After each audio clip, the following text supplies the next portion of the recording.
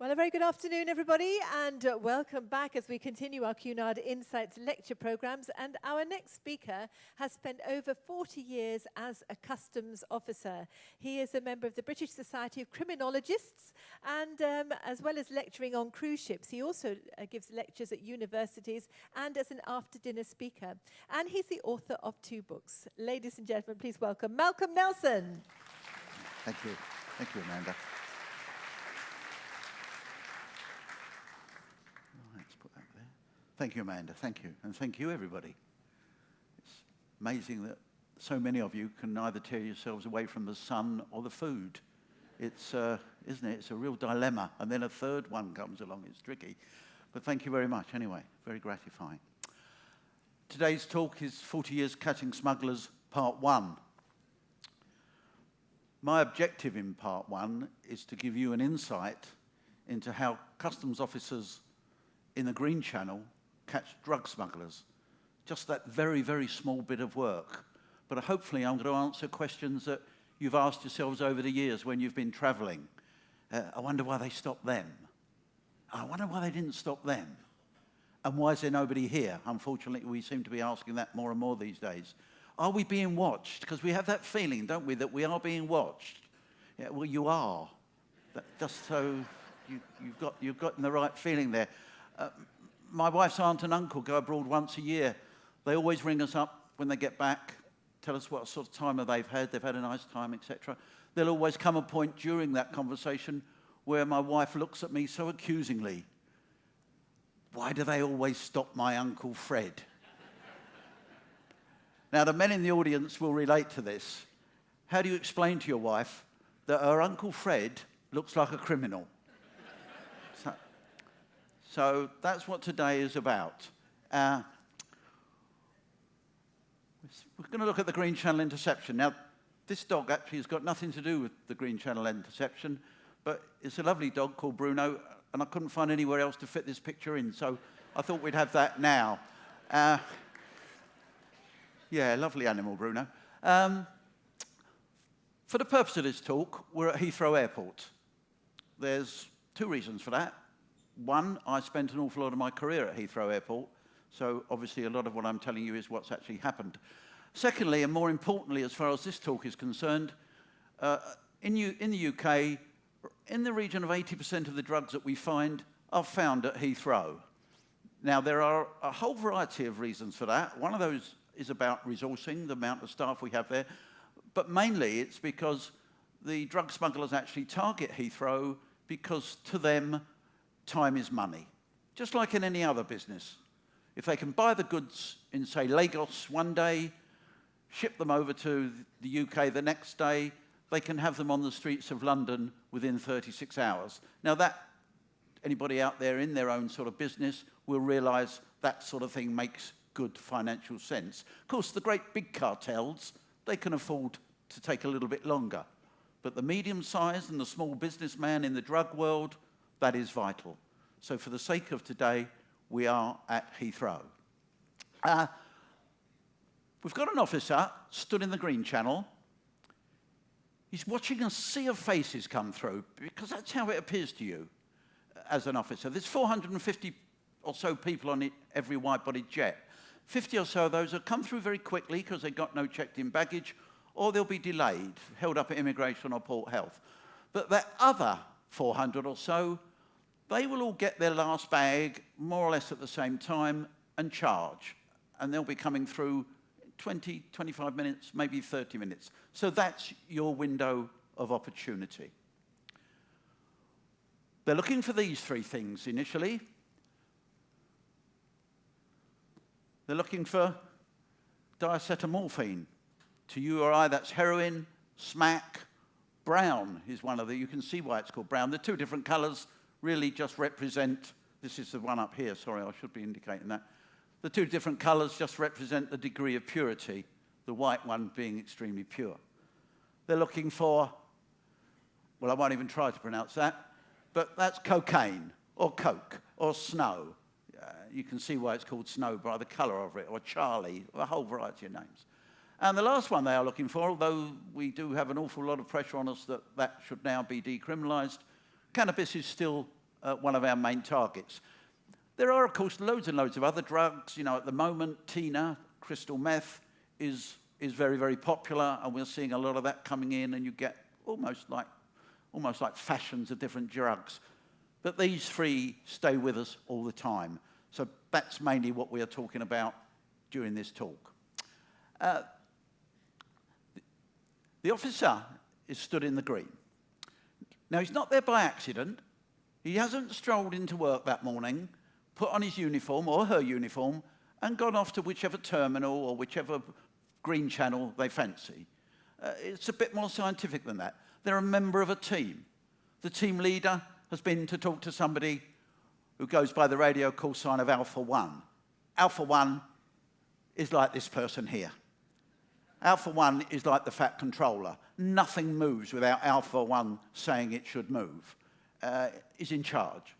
Now, Alpha 1 comes on duty and has got a sort of balance sheet in front of him or her. On one side of that balance sheet is the to-do stuff. So, where are my high-risk flights during my watch? Which flights have I got coming in from Bogota, Miami, Kingston, Jamaica, Lagos, Accra, Islamabad, Bangkok, Istanbul, Amsterdam, these sort of places? These are my high-risk flights. I've got drugs coming in from these places. Not every day, of course, but a lot of days. Doesn't mean I ignore the low-risk flights, but these are my must-dos. I must cover these. I've got information coming in from the drug liaison officers, our people who work out there. They're nearly all people who started off in uniform but have migrated to intelligence or information teams. I've got information coming in from MI5, MI6, the police, the public. That's my to-do list. I think that last one is the public. That's everything that I've got on one side of my balance sheet. So as Alpha 1, I'm now going to look at my resources and see how I can best deploy them to meet those demands. So on the other side of my balance sheet, I've got my resources. I've got my staff in the terminals. These are the people you will see if you see anybody. I've got my staff on the tarmac area. Now, these are people you won't see. They're working on the tarmac area. They've searched the planes. They look at your suitcases before they come into the reclaim hall. They're looking for suspect bags that maybe have got false tops and bottoms to them. They're finding out if bags smell a bit peculiar. Has something been put in it to mask the smell of the drugs from the dogs? But they also spend an awful lot of time in the transit area where bags that are coming via Heathrow go. And they're not just randomly looking at those bags. They're looking at the tags and they're looking at strange routes. So we've got a bag here from Islamabad. It's going on to Stockholm. Islamabad, high risk. Now, it's coming via the UK because it has to. Or not via the UK, but it has to come via somewhere. But why has it come via the UK? Why hasn't it come via Frankfurt, where it's cheaper and quicker?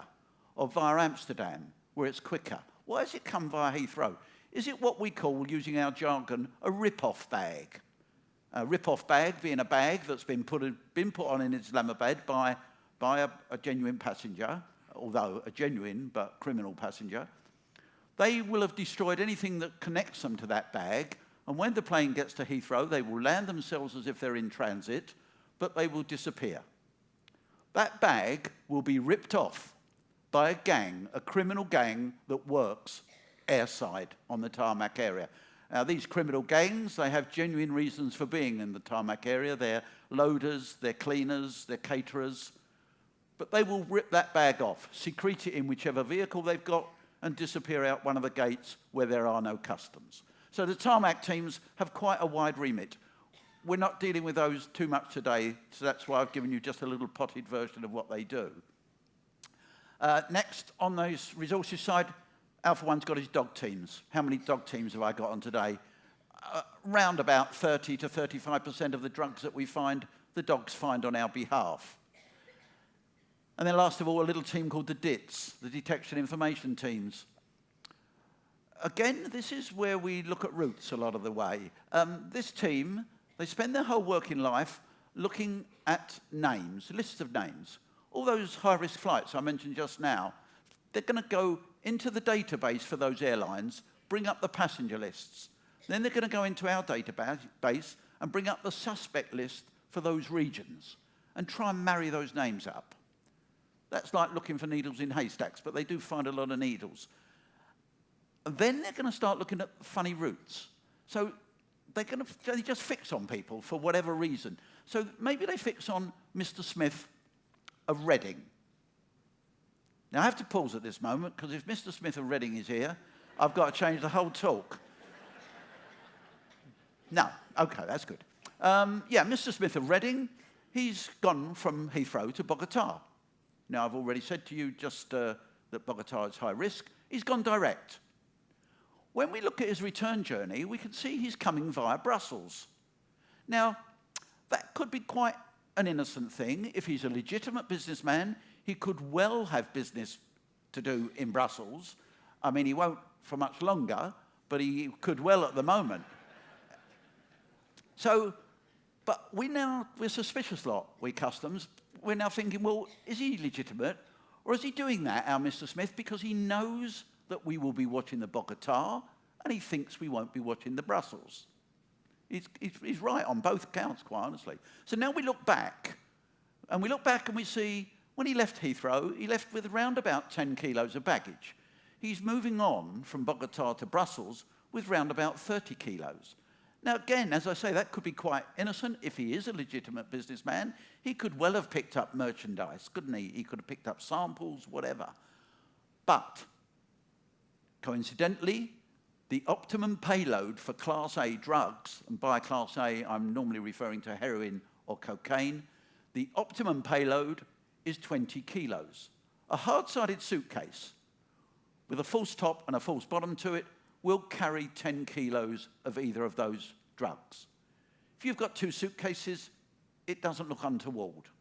So 20 kilos is an interesting figure to Customs, and our Mr. Smith is 20 kilos up. Now our dip person looks right back to when his ticket was bought. Lo and behold, when it was bought, whoever bought it, almost certainly not Mr. Smith of Reading, but whoever bought it paid cash. Now we're extremely interested, because very, very few people pay cash for airline tickets in this day and age. I used to say people never pay cash. And then on one of these cruises, a lady right at the front shouted out, well, I do. So I'm just going to say we very rarely do. But one little group of people who do pay cash for airline tickets are people who organise drug runs. They'll use cash whenever they can, because quite simply, if I use cash, there's no audit trail. So there's now 3 alarm bells ringing with Mr. Smith, plus the fact that his name is Smith, of course, because that is always a good alias. So, apologies to any Smiths in the audience. So our DIT person gives this information to Alpha 1, and Alpha 1 makes sure that when Mr. Smith arrives on his Brussels flight, there is an appropriate welcoming committee for him. Because when he gets back here, we want him to feel loved. He's not going to get a lot of love for a few years, so we want him to feel loved. So this is the person who is central to everything that happens in a given theatre of operations. So the team leader for our officer who is still standing in the green channel waiting for us, his senior officer has been to Alpha 1. Alpha 1 has looked at what he's got. At the moment, he's got nothing specific.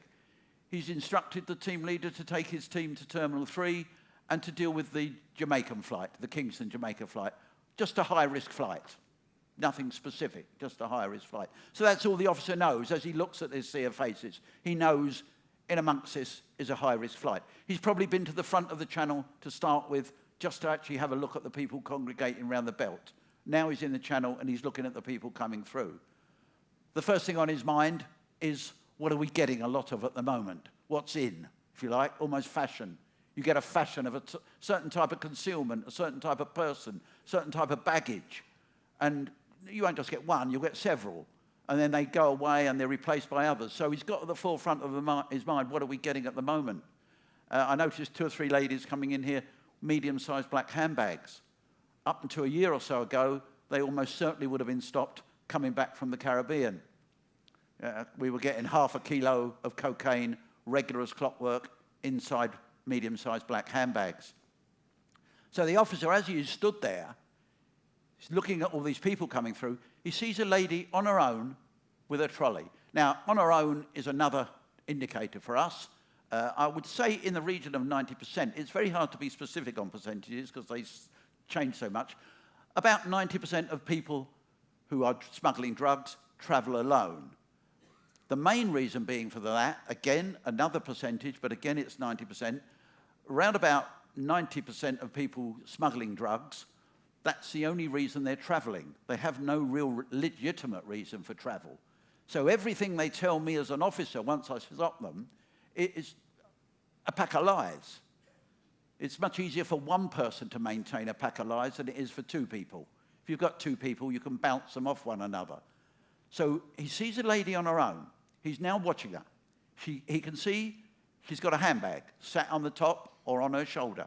He's now watching her. He's not watching her overtly. He's not sort of staring. He's watching her. He's going to let her get alongside, maybe slightly past, because he doesn't want to seem too keen. You don't stop people sort of 5 yards ahead of yourself, because that looks like you're really suspicious. No, you let them get alongside, maybe a little bit past, and then, oh, excuse me, madam, just bring your trolley over here for a moment. Very casual, very offhand, as if you have actually done it just to pass the time of day. You're watching that lady like a hawk. I'm going to talk about body language a little bit later on, but you're looking for a reaction. Then you're going to have a few words, and at this point, this is the point where you normally make up your mind if you're going to search or not. But with a handbag, you are going to search. You know, even with the state that most women's handbags are in, it's quick enough to establish, I can't look up where my wife is sitting when I say that. You're going to find half a kilo of cocaine pretty easily. It's going to be either under the lining, if there's a lining. If there's no lining, it's going to be in black plastic laid at the bottom of the handbag. So that's the first thing the officer's got in his mind. And that will have been part of a briefing that morning from the senior officer. But also part of the briefing will have been things that we know are popular that we've not seen for a while. And now this is one that I've been trotting out for quite a while because they've not seen drugs under a wig for a long time now, and that is a popular concealment. And it's never an isolated concealment either. You don't get an organisation out there getting themselves half a kilo or maybe up to a kilo of cocaine or heroin, finding themselves a courier, finding themselves a wig maker, buying the flight, finding a distributor this end who they trust. They're not going to do it for one shipment. They're going to have 50 or 100 kilos. So there's going to be 100 or 200 couriers. So it's almost more important than the trends that are in. You don't want to get number 199, do you? You want to get number 1 to 10 or something like that. I never actually had a seizure of drugs under a wig. But on one occasion, I'm in the Green Channel. I'm walking down the Green Channel in Terminal 4. Sorry, I paused a bit there. I just realised I should have flicked this on a bit, shouldn't I? We're selecting them by trends at the moment. Sorry. I'm walking down the Green Channel in Terminal 4 with a colleague friend of mine. And as we walk past a little search box, over the top flies a black package. It's a wig. It nearly hits me and Joe, lands with a thud, and there's a very undignified scramble between me and Joe at this point to try and get hold of it first because, well, we are civil servants and we are on performance-related pay. So, well, I get it, and it doesn't do me any good as it happens. I knock on the door of the room, the search room. There's a slight delay. The door is opened. 2 female officers in there and a young Afro-Caribbean lady, and this young lady is sobbing. And I don't know how well you can see me, but she's got her hands round her head like this, and there's blood coming between her fingers. It looks like she's been beaten up, but of course she hasn't. What has happened is, one officer is writing a note of the search.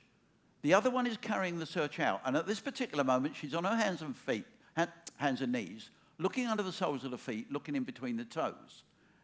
The young lady obviously thinks, well, nobody's watching me.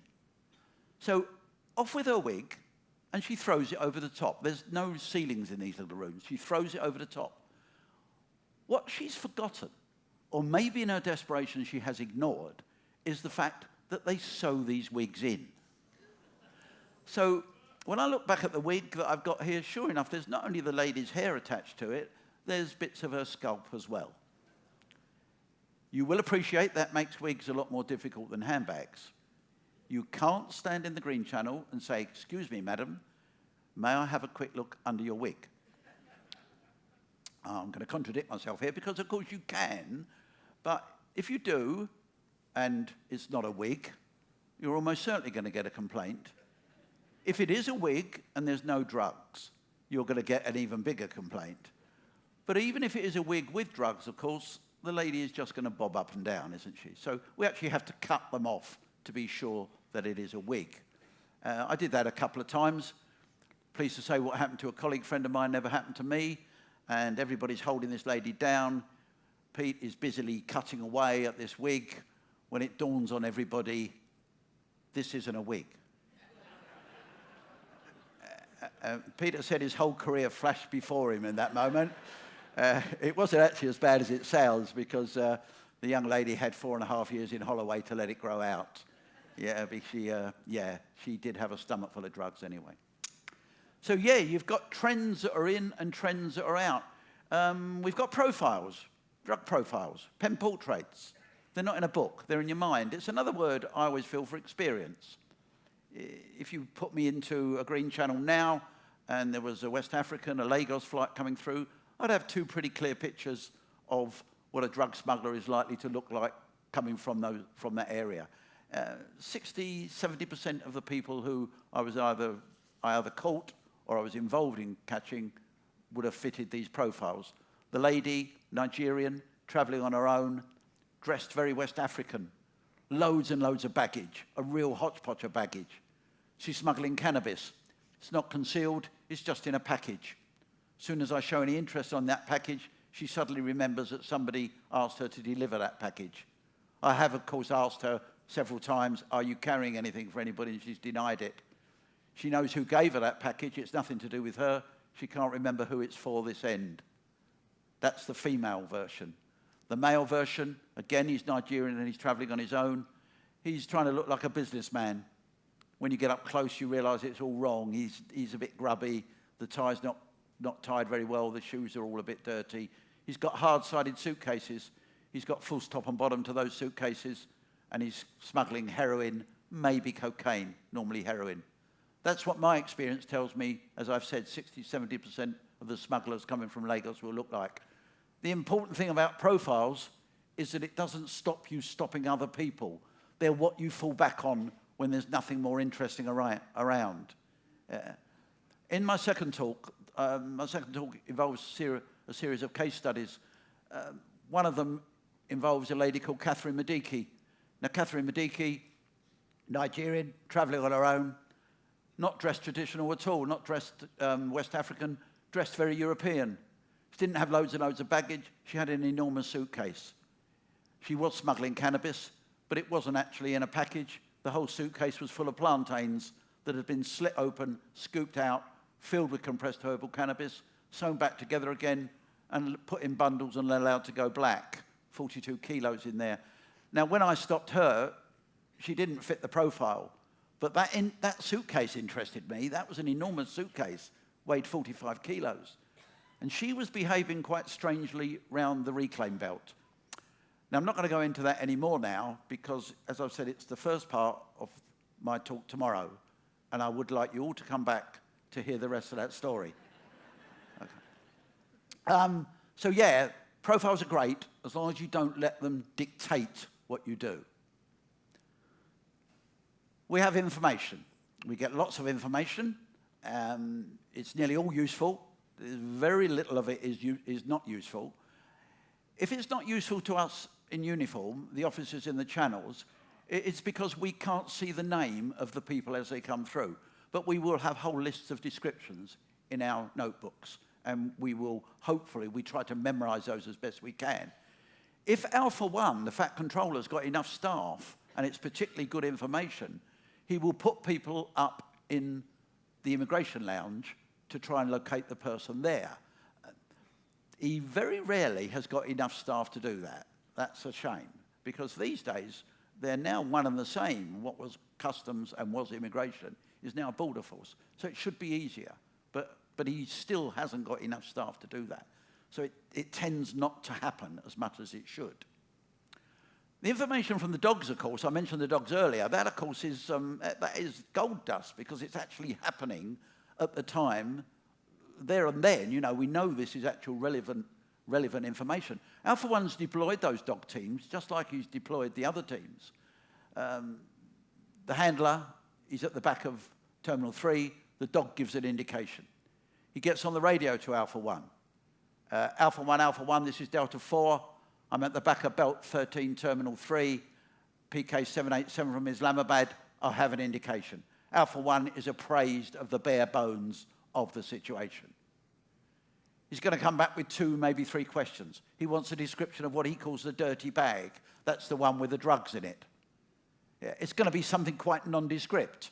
Most bags with drugs in are, not all, but most. They're nondescript because one of their ways of actually wriggling out of it, or trying to wriggle out of it, of course, is to deny it's their bag and say they've picked up the wrong bag. So if it's something that looks like a dozen other bags on the belt, then it might sound good to the jury. Because it's nondescript, the second question that Alpha 1 will ask is he wants a description of what he calls the marker bag. Now, the marker bag, as you would guess, is something very distinctive. And that will go on the belt in front of the dirty bag. So the people watching in the reclaim hall will know that behind that bright red and white sports bag, that black, nondescript bag is the one we're interested in. Those are 2 questions he might ask. The third question he might ask is all around a really big decision that Alpha 1 has to make at this time. Alpha 1 has to decide, am I going to give this information to the people in uniform in the green channel? They will see who picks up that bag. They will apprehend that person. We will have removed a courier and the drugs from off of the streets. This is a good result. Don't get me wrong here. This is a good result. That's what we're actually there for. But Alpha 1's going to think, can I actually go one better here? Can I give this information to our investigation teams, our people in plain clothes? They will see who picks up that bag, and to use our jargon, they will let it run. And they will try and get the next link in the chain, and the next link. Because much as we want those couriers, they're really only cannon fodder. The people we really want are the people behind the runs. Now, that's a big decision for Alpha 1, because it's a dangerous situation you're sending people out into, and also that resource, that plainclothes resource, is very limited. But it is the danger aspect of it that really concerns Alpha 1. I'm not being over-dramatic there. I mention it in my book. There's a man called Peter Bennett, an ex-colleague, friend of mine. He was shot dead by a man called Lenny Teddy Bear Watkins in one of those operations. So it is a dangerous situation. So you want every bit of information that will inform that decision. And bizarrely, the last thing you're going to check out with the dog handler, Delta 4, is the name of his dog. We know which dog Delta 4 should be, but if they've swapped around a bit, we want to make sure that we are dealing which dog we're dealing with. Quite simply, because some dogs are better than others. They're all good. And some are better at heroin, and some are better at cannabis, and some are better at cocaine. And we are more interested in the hard dogs. So that's the last little bit of information that Alpha 1 will require from the handler. He will then make his decision. While we're on the subject of dogs, just to go off at a slight tangent, we've got 3 types of dogs in the war on drugs. We've got the ones I've just mentioned, the proactive dogs. I'm sure you've seen them on the television. They show them on the news whenever there's any big busts of any sort. We call them proactive because they run around like headless chickens and never stop wagging their tails, and you can't stop them working. They try and tear into wherever they find the drugs or whatever it is they're looking for. Now, if you can picture them doing that, if you've seen that on the news, you will realize that we can't use them around people because they would do the same with a person. If they smelt drugs on a person, they would try and tear into that person to get to the drugs. Now, if I'm brutally honest, when I think of the drug smugglers I met during my career, I actually quite like that idea. But I've got a feeling that that old Human Rights Act says that we mustn't let dogs tear people to pieces, even if they're drug smugglers. And if it's not there, I know somebody will put it there sooner or later. So we don't. We have dogs that are passive. Bruno, who you saw earlier, was a passive dog. I mentioned a couple of black handbags earlier that I'd seen ladies with coming into the hall. If those bags did have drugs in them, Bruno would have just gone to those bags, sat by the person, sometimes put a paw on the person. It almost looked like they were saying, "You're nicked." Yeah. In fact, we used to surmise that if we could teach them to read the caution and put handcuffs on people, we could actually have cut our overheads down incredibly. We've also got dogs that can smell money. And these are a big bonus for us. All those flights coming in, the same flights and others going out, that's when the money is being moved around. And it's being moved around as money. There are dodgy bank accounts and there are all sorts of ways of shuffling money about. But drug smugglers don't trust anybody. And nobody who works within the drug industry trusts anybody. So there's always cash being moved because people want paying in cash. And we put our dogs on those flights on the way out. They check the baggage out again, sniffing for money. If it's too small, we let it go. If it's too large, we have to seize it because that's what the Chancellor says we must do. I actually can't tell you that upper threshold because I'm still subject to the Official Secrets Act. But in between, what we can do is get all the details of that person from the tag, put everything back and hope they don't know we've been into the bag and let it go.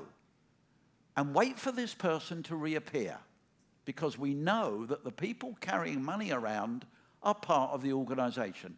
They're not couriers, they're not mules. They're in the organisation. So we wait for this person to reappear. And we know there's something big going on when they do. It was about 11 o'clock on a Saturday morning in August, and I was Alpha 1. And I get a phone call from the DITS. A man called Juan Angelo Cortez, a Bolivian gentleman. 5 months previously, his suitcase had been found on the way out with £20,000 equivalent of. Not a massive amount, but enough for us to be interested. He's now on a Miami flight that is stacking over Watford, and it will be on the ground in 40 minutes. Now, I bring in the investigation teams. I bring in 2 local ones, and they bring in a heavy mob from uptown, because in the intervening 5 months, we have found out a lot about Mr. Cortez, and he's quite high-ranking in a cartel called the Cali cartel, C-A-L-I. They're now bankrupt. I'm very fortunate on this occasion. I've got plenty of staff, so I can put them up in immigration. The reason I got plenty of staff, quite simply, is because it is a Saturday, and Saturday's an overtime day. You've always got plenty of staff on an overtime day. That's funny, isn't it? So we put them up there. We locate him. He comes in. We're now following him. Not us in uniform, the plainclothes people. He gets his trolley. He comes in the green. We get an officer. I get an officer to give him a light tug. Just stop him. Have a word with him. Look at his passport. Check out his reasons of being here. It's all a lot of rubbish, but it's going to be a good story. We let him go. We do that to allay his fears, if you like, because they're very, very wary, these people. And he could well be wondering why he wasn't stopped. Yeah. There's lots of customs around, you know. So now we're following him, and he goes to Starbucks, and he sits and has a coffee, and he's joined a short while later by a Colombian gentleman who's come in on the Bogota flight. He's got 2 hard-sided suitcases. Later on, it will transpire there's just around about that 20 kilos of cocaine that I mentioned earlier. They sit and have a coffee. When they're happy they're not being followed, they get up and they get a cab, and they go to the Renaissance Hotel. Renaissance Hotel just off the airport on the Bath Road, the A4. They check in. Short while later, they're joined by another 2 Bolivian gentlemen who'd flown in the previous day. Of course, we piece this together later. Those men are then seen leaving their room with 2 holdalls. They've now got the cocaine with them. They take a cab to Osley Park Tube Station. They get on the Piccadilly line. They go as far as Earl's Court. They get out at Earl's Court. They take the District line to Notting Hill Gate. They get out. They walk down Notting Hill Gate Road. They walk for about a quarter of a mile. There's a pub down there called the Uxbridge Arms, and there used to be a little cafe called the Cafe Med. That's where they end up. We've got operatives in there because that's how, you don't follow so much as anticipate. And we're anticipating they're going to end up there or the Uxbridge Arms. They go in. They sit down at a table for 4. They sit diagonally, yeah, spread out. Nobody's going to sit with them. The bags go under the table. The operatives watching them are a young man called Joe Hughes, whose name will come up again tomorrow at my next talk, and a young lady called Caroline Holmes. They're sitting there watching the Bolivians, then they cannot believe what they see next. 2 white men, UK nationals, walk in the door. They recognize them. Their names are Tarrant and Greenaway. They don't just know who they are, and this is the amazing thing. They know what they are. And these 2 men are the top 2 people in their own organisation that operates out of Hackney in East London. They cannot believe that 2 people of that stature within a drug organisation would be involved in a handover. We never find out why they were. Maybe they thought Cortez was going to be at the handover. Maybe they're renegotiating the contract. Maybe that's why Cortez is here. We never really found out why Cortez has come over. And this is such a slick operation. We can only assume that it's gone on a few times. So maybe the contract's going to be renegotiated. But anyway, we can't believe it. Now, I'm pleased to say they go and sit down with the 2 Bolivians. It's not my decision as Alpha One. I've been superseded in this operation by my equivalent on that heavy mob. It's his decision. Do I let it carry on? We've got Cortez, but do we see if there's a 3rd man linked with Tarrant and Greenaway? Maybe there's a financier, a banker. Very often there is, who keeps below the radar. Is that who Cortez is going to negotiate with? But we can't take the chance. Quite honestly, the SIO for that heavy mob, he makes the right decision and he decides to pull the plug on it, and we decide they will all be arrested. So the 2 Bolivians get up and leave. They're arrested as they enter Notting Hill tube station. Tarrant and Greenaway leave with the bags. They're arrested as they're putting the bags in the boot. And Cortez and the Colombian courier are arrested in the hotel. That's from 1 dog. When I said earlier the dogs are worth their weight in gold, I can't give you a better example of that. An incredible operation. Probably the best one I was ever involved in as an officer. One remarkable fact about the cash dogs that I'm going to share with you. All the other sort of dogs we have, the proactive, the passive, dogs that smell tobacco, dogs that smell radioactive material, dogs that smell explosives, dogs that smell meat. We have dogs that smell products of animal origin because of foot and mouth. We've got all sorts of dogs. They're all dogs or bitches. The ones that can smell money in suitcases are all bitches. Amazing.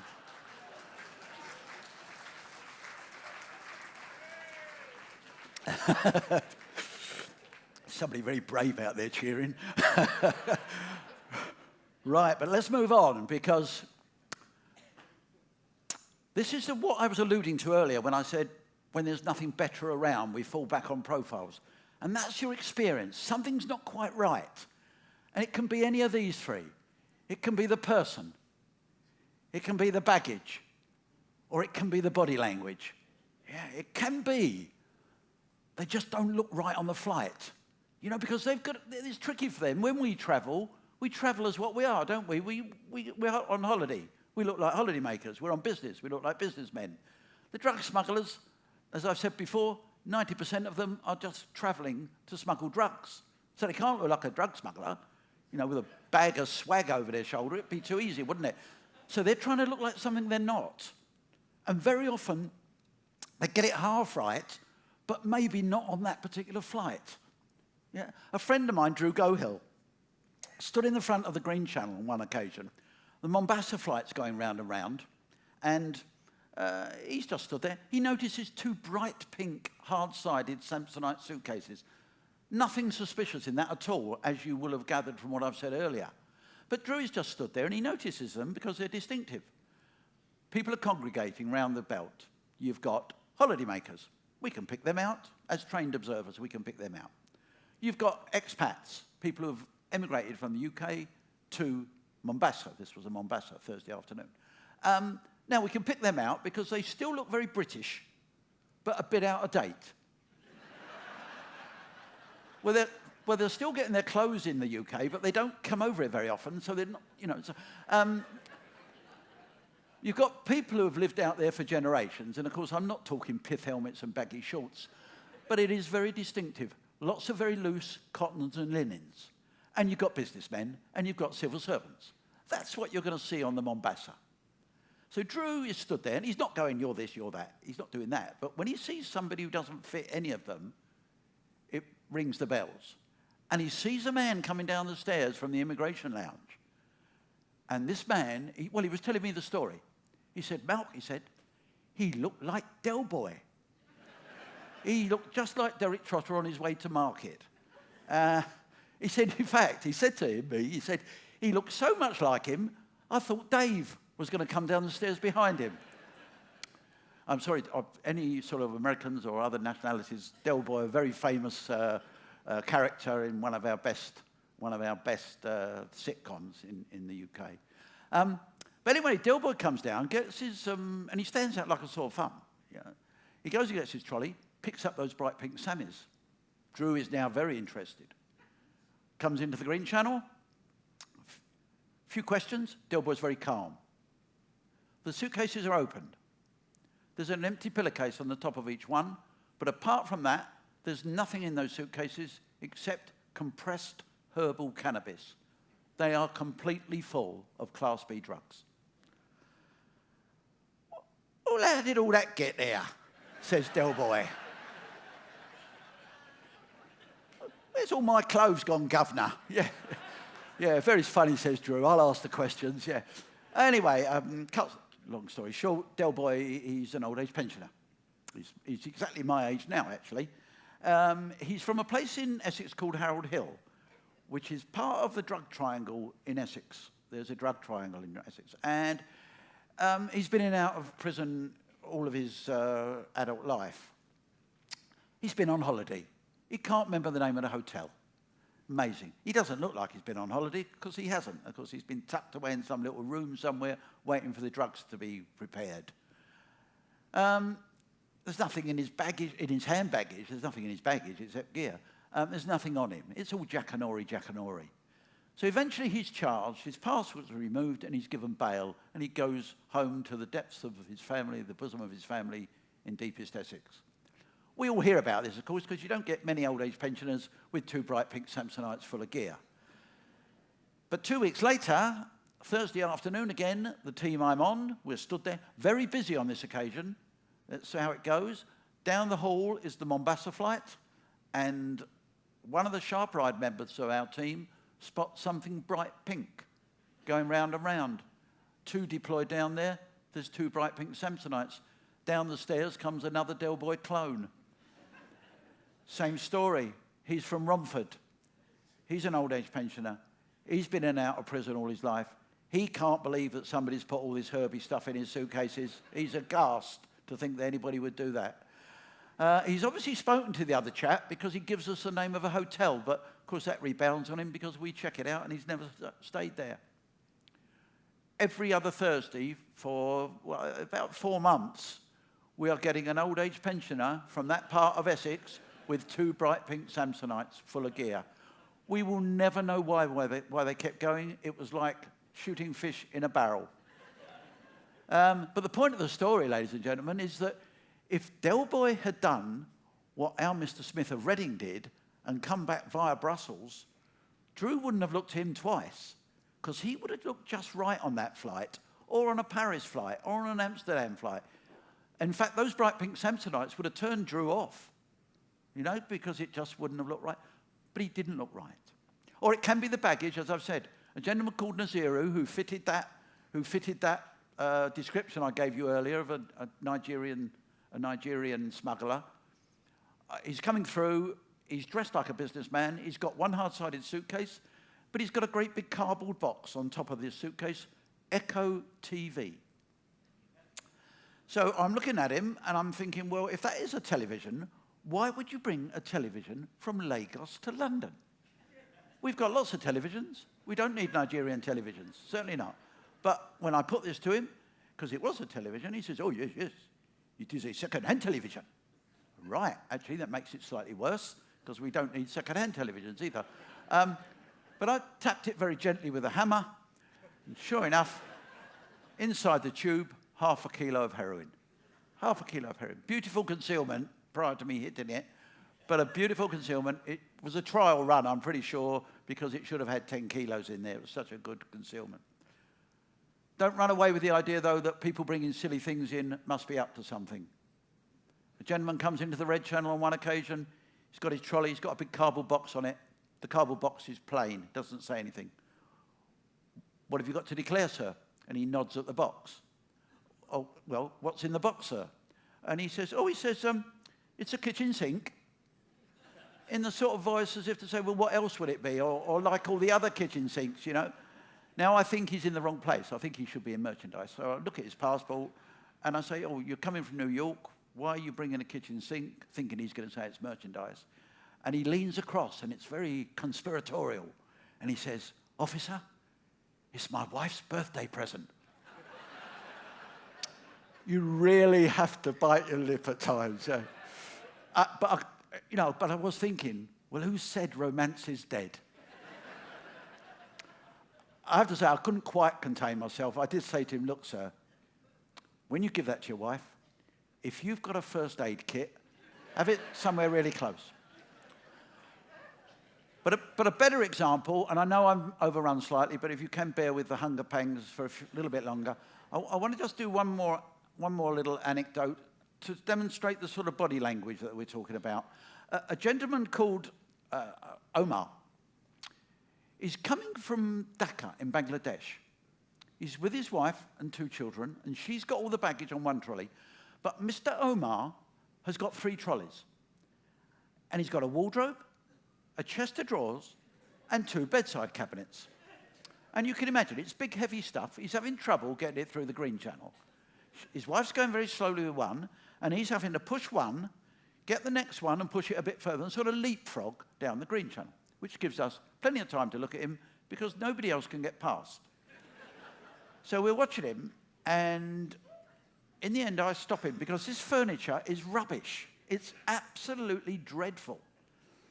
So I stop him, and now he makes it worse because he's so calm. Now, we're not calm in customs, are we? None of us are really calm.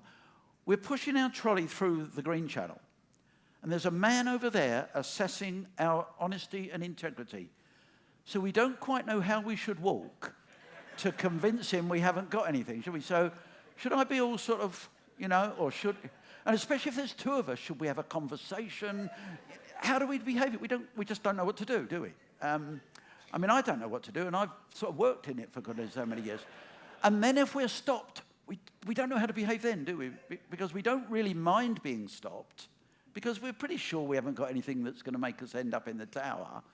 So we don't. So our indecision, that sort of indecision, to you as an officer, comes across as very natural. The person who's up to something, of course, they've been telling themselves, if I'm stopped, I mustn't act nervous or guilty. So they tend to act very calm. Either that or they're confrontational. You've only stopped me because I'm black, you've only stopped me because I'm white, you've only stopped me because I've got big pointy ears. One man who looked as British as any of the British people on this ship, and a lot of the South Africans actually, he said to me, I'll tell you what, officer, you've only stopped me because I'm South African. How do I know you're South African? Apart from the blow-up springbok under your arm. Yeah. But Mr. Omar was very calm. He was very calm, and this is making me even more suspicious. I get a colleague friend of mine to help me, a man called Jim. We have a chat. We decide there's probably compartments here somewhere, because this is big stuff.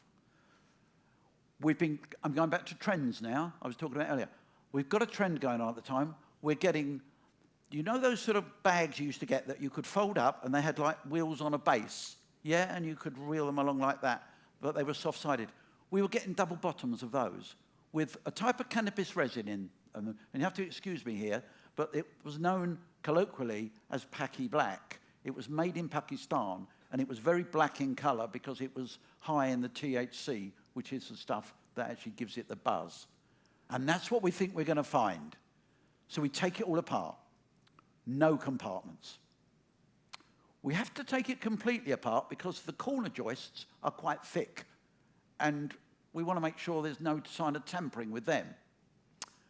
So now we've got all this wood here, and we and Jim are thinking, we're getting heroin in book covers, thin layers in book covers. Any book that might have like a quilted cover, the Bible, the Quran, photographs albums, anything like that, thin layers. We're looking at this wood. It's very thick. It's about 5 or 6 ply, and we're thinking thin layers. We spike it a few times, but we're not happy. So there's only one solution. So we get a lot of plastic sheeting out, put the wood on the bench, get a couple of saws, and me and Jim cut it all up. Takes us about 50 minutes or so, and at the end of 50 minutes, we've got lots of pieces of wood, we haven't got any heroin, and we've got a load of dust. Now, we're taking this very seriously, actually, and there's a big crowd watching us now, as you can imagine, including our senior officer. And now we're still thinking, we've started to see heroin in solution. And it's not even a trend yet. We're just seeing it. We're just hearing about it. And it's mainly in clothes or in small carpets and rugs. And what they're doing is soaking it one end, letting it dry. And they have to be very careful at this point. If they dry it too much, you can brush the heroin out. If they don't dry it enough, it's tacky. They're doing that, putting it in the baggage, bringing it through, reversing the process, and they're getting the heroin out. They let it drain into a tub and they reduce the liquid. They've got their heroin back. And we're wondering, because it's so new, have they found a way of doing this with this wood? Yeah, no, we seriously were, because we're still sure he's got something. I mean, we've searched him and we've searched the baggage and everything. So what you do, the field test for heroin, or any of the opiates, is a little glass ampule. You snap the top off, drop whatever it is in there, and if it goes any shade of purple or reddy purple, it's an opiate. It started life as a poppy, so it's opium, morphine, heroin, codeine, something like that. So we do that. We saturate some bits of this wood, rub it with a bit of tissue. I snap the top off. There's all these people watching. You could hear a pin drop when I did it. I dropped a little bit of tissue in there. It drops into the liquid, and it just sits and looks at me. It doesn't do anything at all. What me and Jim have got here is a very calm Bangladeshi gentleman who's been left this horrible furniture in a will by his aunt. He daren't leave it in Bangladesh because it will start a family feud, because it will be seen as an insult. So he has lugged it all the way over to the UK, and me and Jim have cut it all up.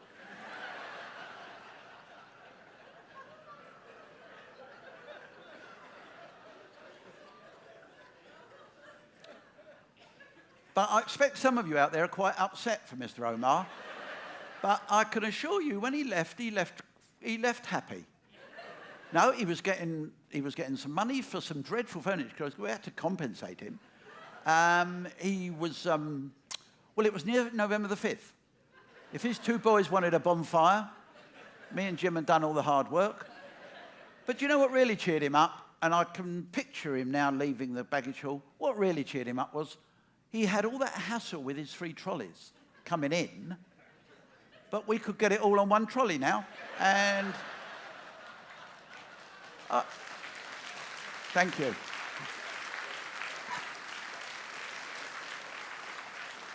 Yeah, thank you very much, ladies and gentlemen. My next talk is what happens next. Okay, that is today, end of part 1. I do apologise. That is a little bit longer than it should have been. Thank you very much.